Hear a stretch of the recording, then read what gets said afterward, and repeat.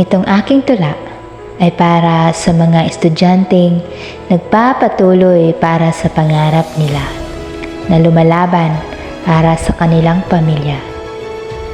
At sinulat ko to para mag-motivate sa kanila. Ito, sisimulan ko na. Hagdanan sa karunungan. Ito ang tamang hagdanan sa karunungan.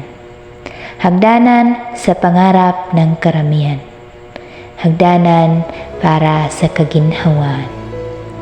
Itong daan na ating simulan ay puno ng pagsubok na kailangan malagpasan, na dapat nating ipaglaban, magpatuloy kahit nahihirapan.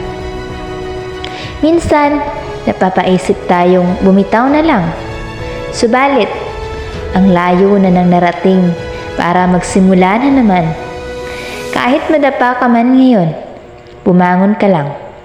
Dahil lahat ng ito'y may dahilan at lahat ng pagsubok ay may katapusan. Pagod ka man, magpapahinga ka lang.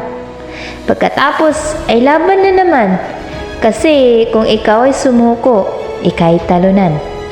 Isipin mo kung ano ang iyong kalagayan. Buhay, kolehiyo. Di dapat panghinaan. Maging positibo sa kahit anong laban. Sa katulad kong mga estudyante, tayo'y magpatuloy lang. Kasi di natin namamalayan ang ating pangarap ay unti-unting makakamtan. Pagkatapos nitong aking tula, ako'y nagpapasalamat sa mga magulang na kahit hirap na, patuloy pa ring sumusuporta para sa ikabubuti ng anak nila.